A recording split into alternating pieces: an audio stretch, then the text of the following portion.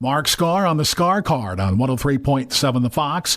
I'm proud to welcome in from Forgotten Pharaohs, Mr. Christian Pattemore. Christian, how are you? Welcome. I'm very good. Really good to be here. Nice to speak to you all. Forgotten Pharaohs, the debut album, King of Mirrors. I've been talking to Christian on Facebook, and I'm telling you, I can't put this record down. This is one of my favorites of 2024. Congratulations. Oh, thanks very much. That really means a lot. You're the first signing to something called Creation Youth. It's a new label from former Creation label boss and artist manager Alan McGee. Some of our listeners may know of Alan. I think he had a lot to do with the early success for Oasis, among others. Yeah, no, he's a great guy. I mean, he's helped me with music I've been working with him for about 15 years. I used to be like a session bass player. I used to play with a guy, I'm not sure whether you guys would know him, but he did play with Thin Lizzy for a time, a guy called Mitchell. Oh, sure. You know Mitchell. Oh, great. Mm-hmm. Ultravox and Band Aid and Live Aid and all of that. He worked with Bob Geldof on that. So I started out as a bass player working with him. That's when I was living in Bath in the UK. And then I moved to Wales, and I decided that I was going to kind of give up music at 27. And then I kind of met Alan. And then really it's been basically working on what we've done with Forgotten Pharaohs ever since. And he's been absolutely amazing. He's like one of my best friends. He's like my mentor. Fantastic guy. Christian, how did you get the name Forgotten Pharaohs? We were in the studio recording. We recorded it in Granada in Spain in 2023. And the producer, Martin Youth Glover, he's the bass player for Killing Joke. He produced the record, and we were deciding, is it going to be a solo record or what? And by this time, Skin Tyson was with us, and he sort of said, look, I want to be part of this. So he was in a band called Before Cast. Growing up in Liverpool, his first band that got any success was a unit called Pyramid Dream. And we were kind of just like shooting names around the table, and kind of Forgotten Pharaohs came up because of our love of like classic rock and kind of American music from the 70s, really. I was never really big into listening to a lot of the British bands. I always gravitated towards American music. That's where it came from. It was youth. Skin and myself just shooting names around the table, and it was kind of built on, like I said, Skin's first band, Pyramid Dream. So there we are. Talking with Christian Pattemore from Forgotten Pharaohs about King of Mirrors album, and you mentioned Martin Youth Glover and also Liam Skin Tyson. Everybody's got nicknames. I know. Apart from me. Maybe they'll give you one day. Who knows? Yeah, that's right. Ask the listeners to think up a nickname. And so really through, I guess it was through Alan, right, that you kind of connected with those folks. Yeah, that's right. Alan's worked with youth for a long, long time. Back in the Creation days, they were kind of working around each other. I think they were not specifically working together back then, but they've always been firm friends. And with Skin, that kind of works on two levels because, as I said before, I kind of grew up in the Bath area in Somerset in the UK. And there was a big Robert Plant a lot of the band members from Robert Plant's band were living in that area. So I kind of knew them when I was like working with Midge-Ure and people like that. And I knew Skin anyway, but not very well because of the Robert Plant thing. And then when Alan started managing Cast, it just sort of came together. So we kind of lost kind of souls that found each other, really. We kind of knew everything about each other, and it was effortless just working together. And I mean, we're really, really close. I mean, he's such a good guy and an amazing friend. It's just great to be able to share this amazing project with him. Talking with Christian Pattemore from Forgotten Pharaohs. So I asked you about the band name. Let me ask you next about the album title, King of Mirrors. Where did that come from? Yeah. I'm the principal songwriter with the project. So a lot of it is kind of, in some level, it's a bit reflective because it's looking back at things. I like to write songs about stuff I've lived through. So I've got a degree of authenticity about it. that's what it is. It's so King of Mirrors is the, reflection, and it's just basically kind of everything I know about to that point. And it was like the long process of making that record. Some of those songs were a few years old as well. So it's just generally, it was like a building process. So from the first time I started working with Alan, which was probably about 10 years before that, we'd written a couple of the songs. I think Soul on Fire on the album was one of the early songs I'd written with Alan. I'd written it and took it to Alan, and sat in in his room, in his front room, having to play these songs and thinking, oh my God, this guy found Oasis, and here's me like with my little acoustic guitar, and it was quite a daunting thing to do. But he goes, it's a hit. Chris, it's a hit. It's going to be amazing. I was like, oh, thank God. So, it's just about kind of looking back, but also looking forward. And so the King of Mirrors is, like I said, it's got that kind of regal thing because I've always, as I said before, gravitated towards the classic rock stuff. I love the Neil Youngs and the Crosby, Stills and Nash and Steely Dan and a lot of the grunge stuff from the 90s. I mean, I was a big Alice in Chains and Pearl Jam fan as well. And so it's all kind of mixed up in there somehow. And that's how it's come out as King of Mirrors. Talking with Christian Pattemore from Forgotten Pharaohs. Do you mind if we do a track by track and talk about each song? Of course, yeah. Great. All right. The record starts with Carousel, which I think was an early taste that was unveiled to the world before the record actually came out. That's correct. Yeah. That one, actually, I wrote that in 4 days before we went to the studio in Granada. And it was basically Youth had like an old Howling Wolf riff thing kicking about. And he said, see if you can do something with this. So in pure Spinal Tap sort of mode. And I was thinking, oh, really? I mean, it's a blues riff, so I'm not sure what I can do with that, really.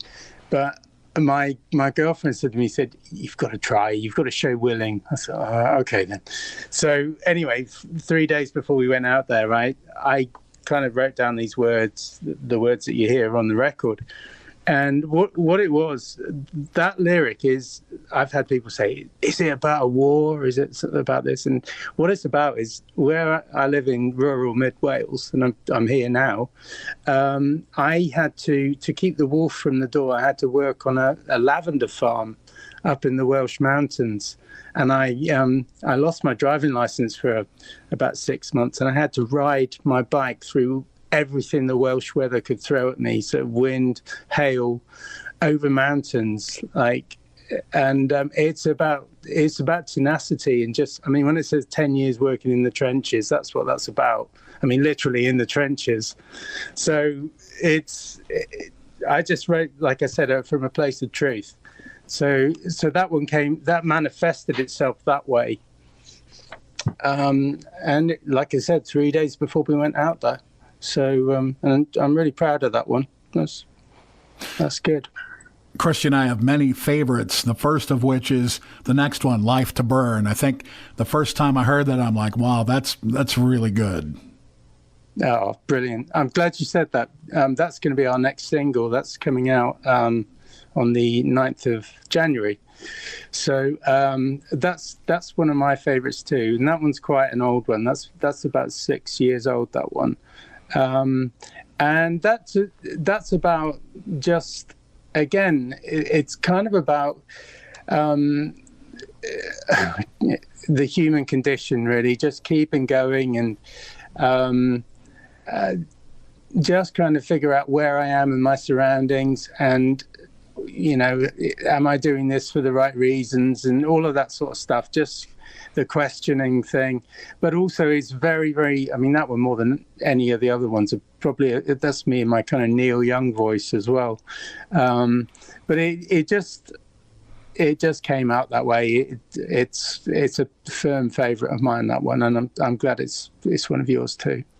Talking with Christian Pattemore from Forgotten Pharaohs. We're walking through the track list for King of Mirrors, their debut album. And next is Yes, I Believe. Tell me about that one. Yeah, that one's that's about like kind of it was, again, that one was that's about like unrequited love, I think, and just kind of just knowing what it is that you're after and where you're going. It's a little bit of a kind of a journeyman song, that one. I've always kind of in my head, I've always kind of projected myself to the States, actually. I mean, still do.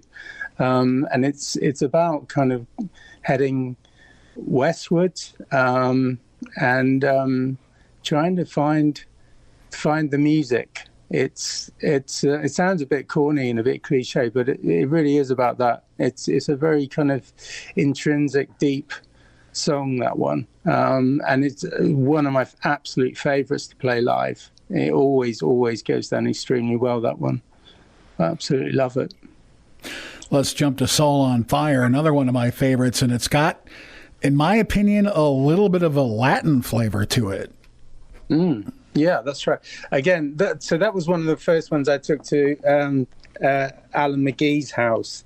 I had this song called, I think it was called something stupid like No Lines Defined or something weird. And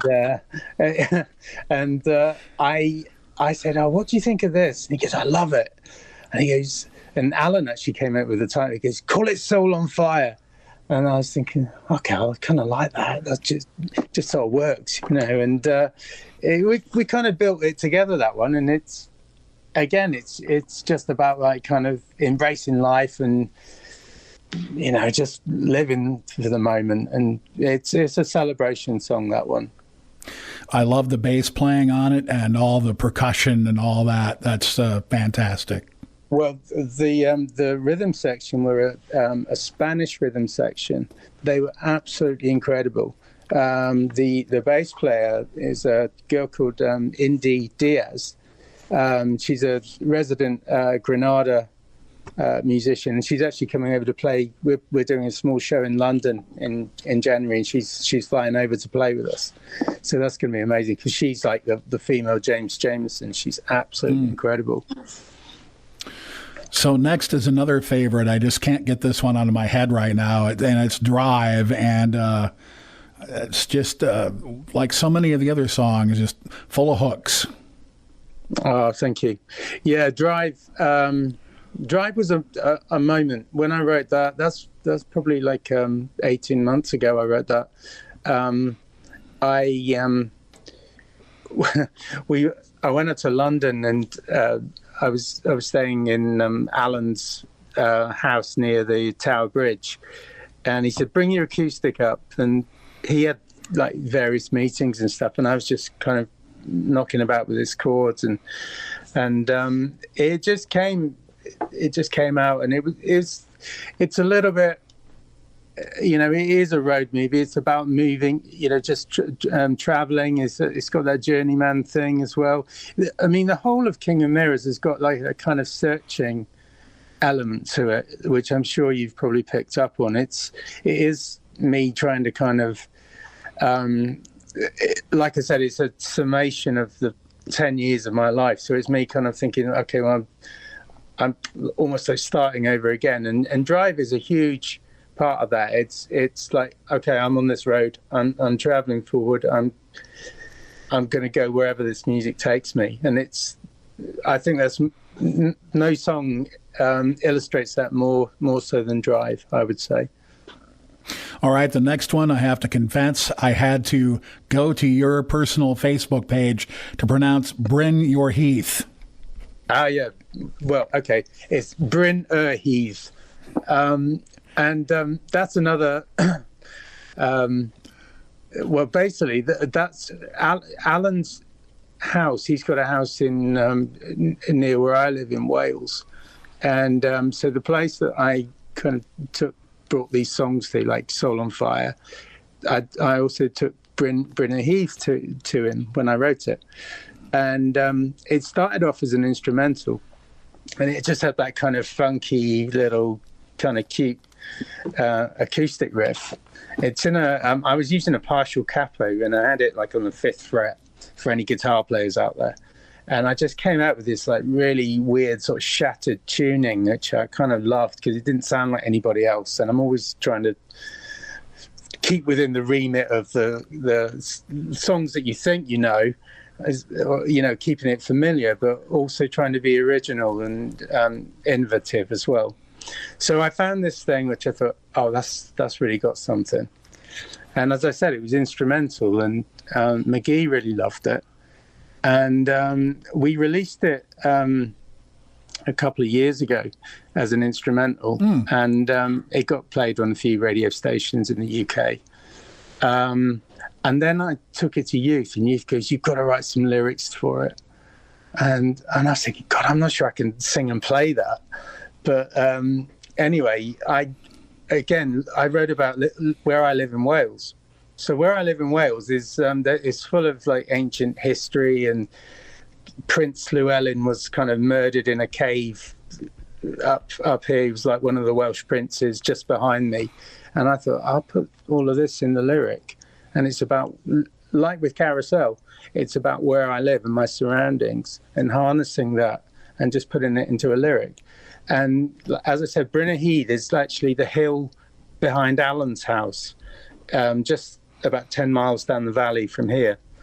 And it's kind of like a nod to Zeppelin, I guess. But I said, what should we call it, Alan? He goes, call it Bryn Heath. So he's great with titles. Thank you, Alan. Yeah, I know. Everything. We're talking to Christian Pattemore from Forgotten Pharaohs, and we're talking about King of Mirrors. Next is Cable Bay.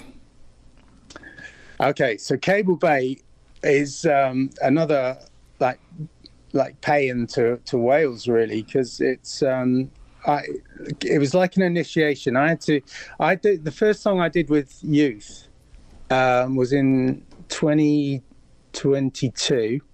Funnily enough, I just came back from the States. I'd done a road trip from California up to Washington in an RV, and I just loved it. It was, I didn't want to come home, but immediately after coming back, I was in the studio with Youth working on Drive. So that was the first song we did. That was like the initiation, and it just works so well. So then Youth goes to Alan, we need to do an album with Christian. He's really good, you know. So part of that initiation was we had a year building up to doing King of Mirrors. And one thing, Youth was doing a tour of North Wales, okay, and specifically a little island off of North Wales called Anglesey, and it's kind of got all the druid. See, this sounds so Stonehenge. Sorry, Spinal Tap, and you know, you're all going to be laughing, thinking, "Oh my God, it's total rock cliche." It kind of is, though. So Youth's a druid, so he wanted to go around all these druid sites, and I didn't honestly know an awful lot about that stuff, but I was kind of intrigued, so I tagged along.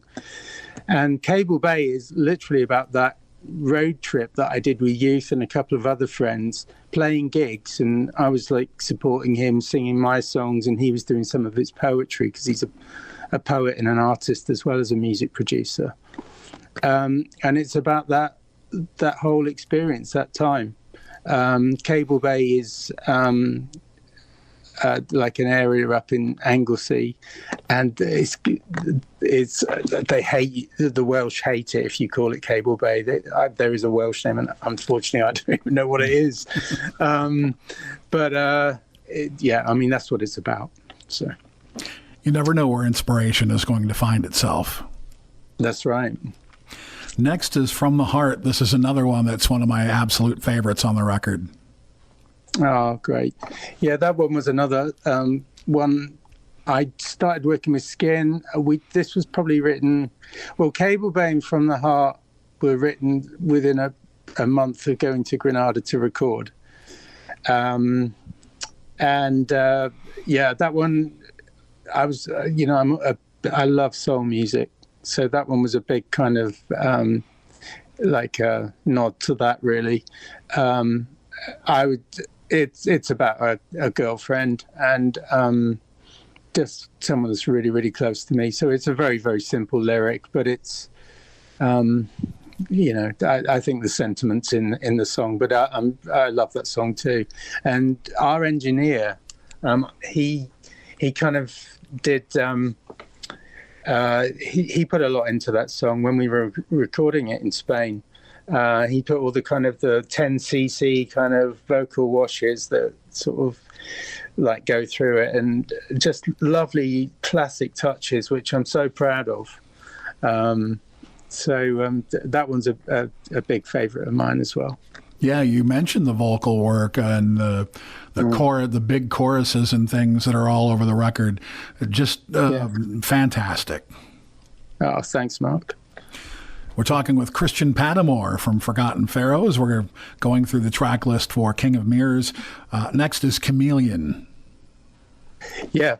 Chameleon is that one. We needed some more upbeat songs. So I had about 20 to go into the recording sessions. We ended up recording, we spoke the other day, we recorded 13, and then literally we did the whole album session in 10 days. So it was super quick. I was writing lyrics. Michael, the engineer, would go, Christian, we need another verse for that one. So I wasn't really sleeping. I was kind of waking up at 4 a.m. after a couple of hours, and then just writing lyrics, and then going in and singing all the time while Skin was doing all the stuff. It was one of the highlights of my life, the whole thing. And Chameleon was another one of those ones. It was kind of put together pretty much on the spot. Just a great time. And I remember when we were recording it, Michael goes, "Oh, we can really do the Nirvana thing on this," and that's what the chorus is absolutely huge. I think we layered the guitars about sort of 5 or 6 times on that one to give it a lot of kind of punch and impact, which is because it's another side to what we do. Although because I love all the, as I've said before, the melodic kind of Crosby, Stills and Nash harmonies and those lovely chord changes and shapes and things like that. But I also love, some balls out rock. I'm that's a big part of what we do as well. So it's good to have it on Chameleon. Last is Giving the Best Away, another favorite with a piano and a kind of cool choice of chords that remind me of, I can't put my finger on it, like Carole King and Neil Sedaka, kind of. I don't know. Yeah, a little bit. It was, that was Michael really kind of pushed for that one. It's got that lovely kind of modulating chorus, where it just lifts you up from the chorus. I've always been a big fan of that kind of songwriting. Carole King's dead on. Michael really likened it to some of the Todd Rundgren ballads. Because we really like a lot of Todd stuff, and that's why there's the phaser on the piano. That was Michael's idea to kind of do that. It's just a kind of nod to the 70s, but also in that, as through all the lushness of the chords, it's lovely to have that dark bit on the middle eight, and which just kind of ties in the rest of the record. So it's kind of the light and the dark all the time. And it just seemed like the perfect one to end the record with. It's got the big wah for the chorus, and then it's got that kind of that sort of nasty little twist in the middle eight, which is, to, like I said, put the darker elements in. If that makes any sense. Absolutely. I thought it was a nice touch. And I'm like, I really like that really super noisy thing in the middle of the song. It makes perfect sense to me. I know. That Skin like had all these kind of effects pedals, and he just kind of, it was so kind of, he just knew what to do, and there wasn't a lot of like, no, that's not quite right. It was everything, because we only had, like I said, we had 10 days to record this thing, which kind of makes it, brings it back to the great albums of the 70s, the 60s and 70s that were done like that. And then they'd be out on tour, and then, you might get together like next year to do the same thing in a week or a couple of weeks. it was literally like that. Incredible. I look back and think, God, how did we do that? But there was no trimming of any fat. It was just everybody knew their job and they just got on and they did it and did it extremely well to a high standard. And that's pretty much why we got the record we've got with this. Christian, if people want to find Forgotten Pharaohs, buy your music, I know you got albums, CDs, T-shirts. How can they go about doing that? Through the website. So that's ForgottenPharaohsBand.com. Everything, that's the go-to hub. I mean, you can, we've got like Instagram and Facebook and all of that sort of stuff. So all the social media. But generally, the go-to place would be the website. So ForgottenPharaohsBand.com. Wonderful, wonderful. Christian, thank you so much for your time and all the best going forward. I love this record, and I can't wait to see what is next.